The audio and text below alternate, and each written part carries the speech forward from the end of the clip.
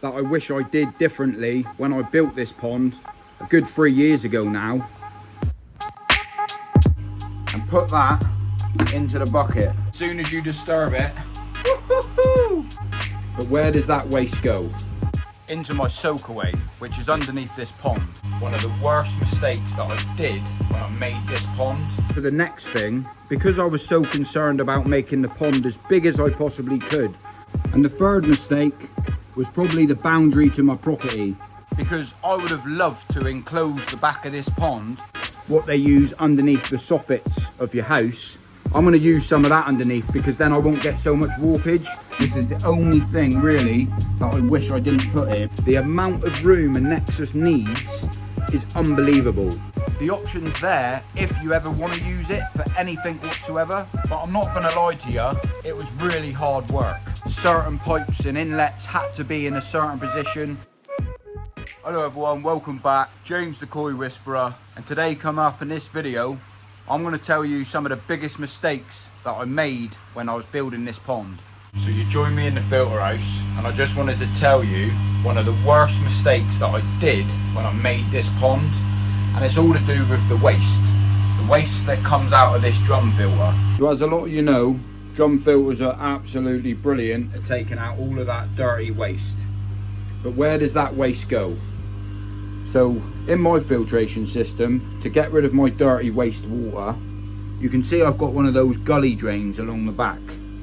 Underneath this bucket, before I put the fake grass down, there's a big 900 litre container that's in the bottom of the ground as such, where it's got one of those float switch pumps, which as the dirty water comes out, down through this pipe, into the drain, or the gully drain, it then returns into the sump pump, and then it pumps the water all the way out down into my soakaway, which is underneath this pond. Underneath there is a silt trap.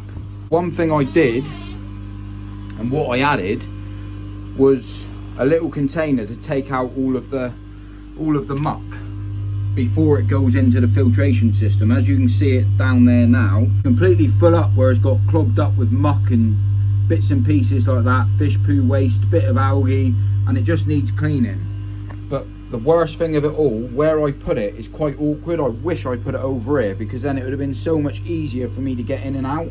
So I've basically got to get my hand in down the back, and it's just a nightmare. But it only needs doing like once every 3 months or so, but I need to get that out because that is full. And as you can see here, the water line is right on the very top, so basically it's just about to come over, and then what will happen, it will flood me floor out. So I've just called it in time. I've been a bit busy, I normally keep my eye on it, but I need to get that out now. The only way of me getting this out is to get dirty hands. I've got to put my hand all the way down there, slide this out, which absolutely stinks, may I add, and put that into the bucket. But that just shows how much fish poo waste comes out of the drum filter.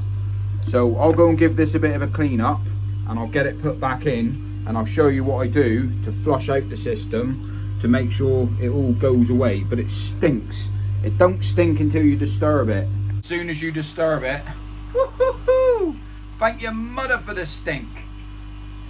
I'm getting out of here, And one thing's for sure, I don't want to drop my phone in all of this. But all I do, give it a bit of a wash off, clean off this tray. But it's just surprising how much builds up over the course of a month or so. And then what I do, all of this dirty water, I'll just spread it around all of these plants, and I'll chuck some of them over there, some of it in there. It does make the plants grow lovely, but it stinks. Then all I do, I give it a good clean down with some fresh water, just to clear out the gully drain itself. Run it all the way down through these pipes. It runs all the way up through the back here, so it was a good idea I put it in, but I wish I put it in this section here to make it easy for me to get in and out. And then it's just a case of putting this back in. I mean, it's a brilliant idea having this, because all of that muck that this catches, it would actually end up over time in my soakaway itself. As you can see about my silt trap, what I was talking about, that's underneath here, and I only maintain that like once every 3 or 4 months. I will check it at some point, because all of my dirty water from this pond is also going into here as well now. So it's a pretty much like a, well, it's called a silt trap. So all of the heavy stuff falls to the very bottom of that. The clean water rises and then it flushes underneath the soakaway, which I put a pond on top of. But it all seems to be working fine. But I need to get this pipe back in, because the only way I can get this out is by taking this waste pipe off down at the bottom down here and sliding this back in. So it's a little bit fiddly for me to do, and I didn't think about doing this when I was to put my 4-inch bottom drains on. So something just to bear in mind. This is the only thing really that I wish I didn't put here, because it's very difficult just to get this back in and out. But it can be done. It's just a bit of a pain, especially trying to hold the camera. But really, I just wanted to let you guys know, anyone that's planning to build a pond, the amount of fish waste that comes out of a pond, especially if you're using a drum filter, just to allow where that waste goes. I mean, you can flush it straight down a normal drain, but over time, you saw how much muck just come out of that sort of tray as such.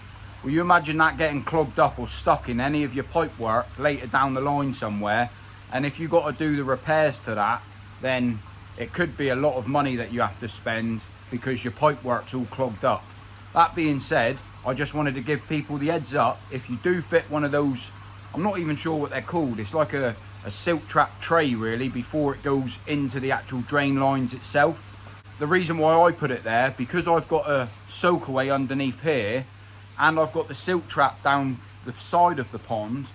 The main reason of that silt trap is to take out all of that big heavy solids before it goes into the soakaway, and doing that, it prolongs the life of the soakaway itself, because you can imagine over time, especially over a long period of time, all of that muck going into my soakaway will eventually clog it up and it won't allow the water to soak away. So I wanted to give everyone a bit of a heads up. If you're planning to build a pond, really bear in mind where that dirty water goes, what comes out of a pond, because it's really surprising how much waste that you actually do get over a course of a couple of years, and where that waste actually goes.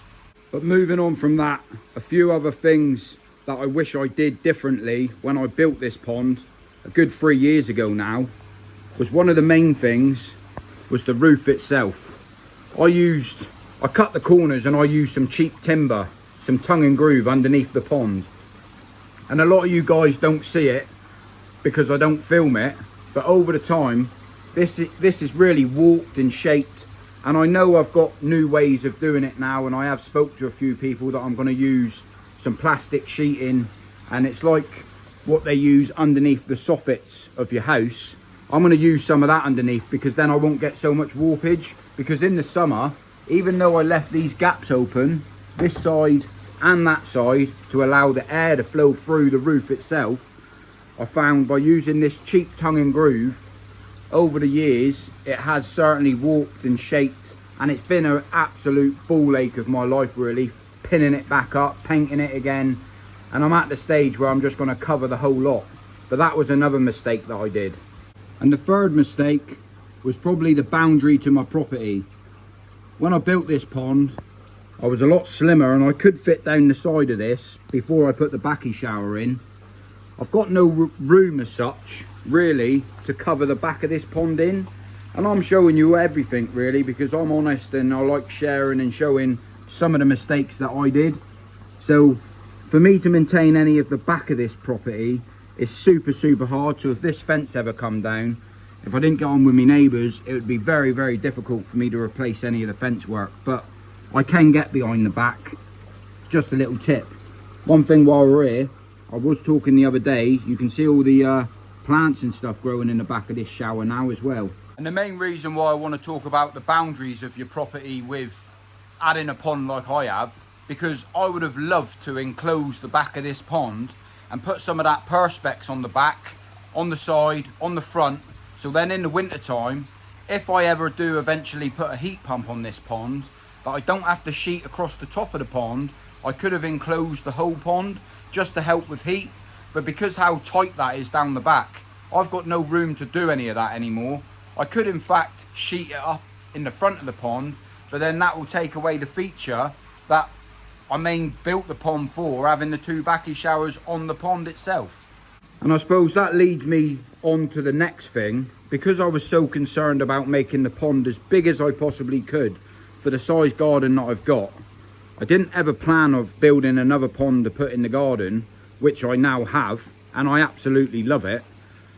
But the other thing that I really want to bear in mind is the room for your filtration, especially if you want it all tucked away tidy in a filter house, unlike this is, where I could enclose this and block it off, but restricting the garden and making it smaller, it just becomes more and more of your garden that you're using up.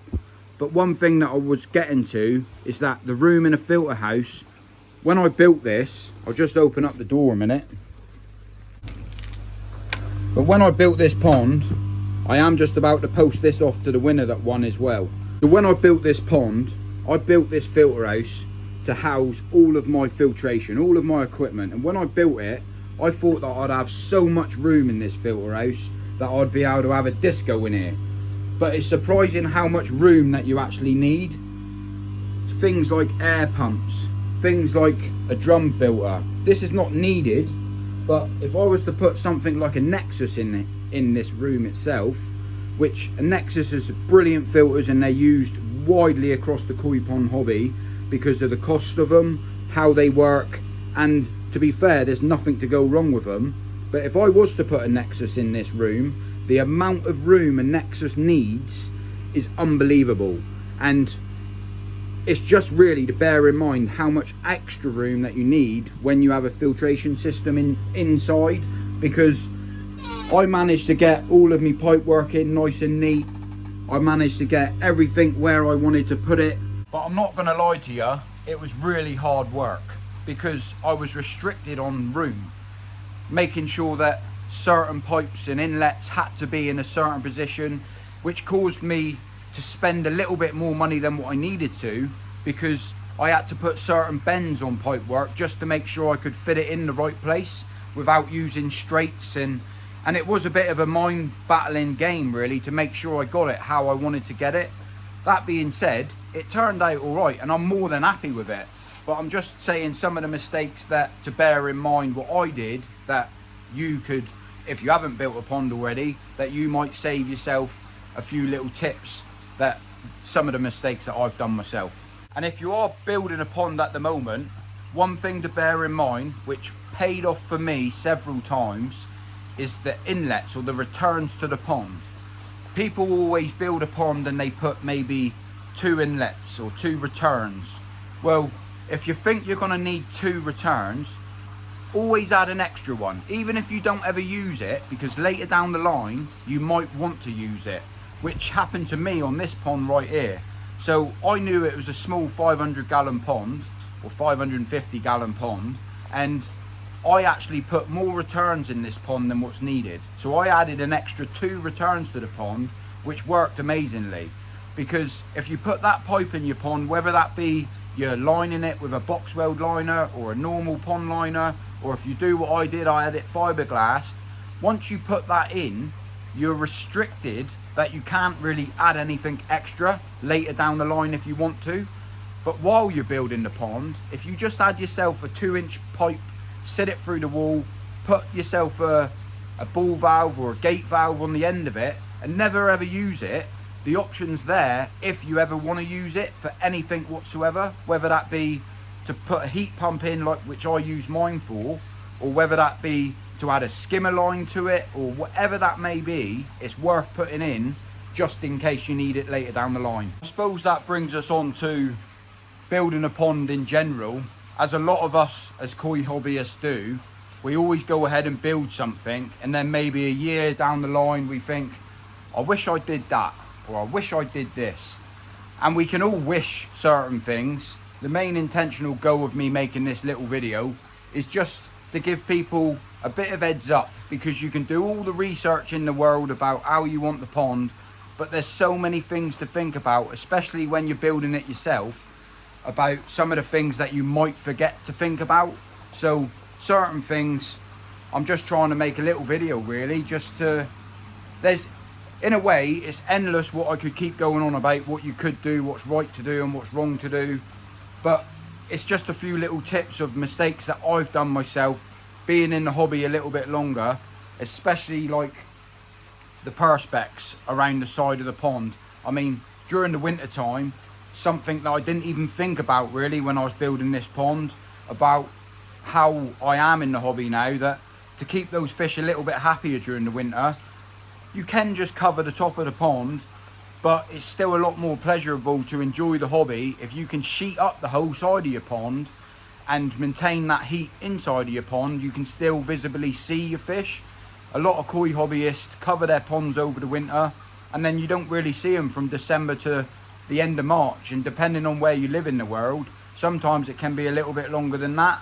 And for me, myself personally, it sort of puts a stop to the hobby and you don't even see your fish. But if you can enclose the pond on the back, on the sides, then you can still enjoy the hobby for that little bit longer throughout the season. But I suppose it brings us to the end of the video now. There is a few other mistakes that I did, but it just keeps going on with the yibbity yabbada, the jibbity jabbada. But I just wanted to mention that today in this video, where I'm at with it. So if you did like this video, give it a thumbs up. And if you're new to the channel, subscribe to the channel for us. And if I don't see you in a week, I'll see you for a window. I've got a few guests turning up today. That being said, thanks for watching the video. And well, you know what to do. I'll catch you all on the next one.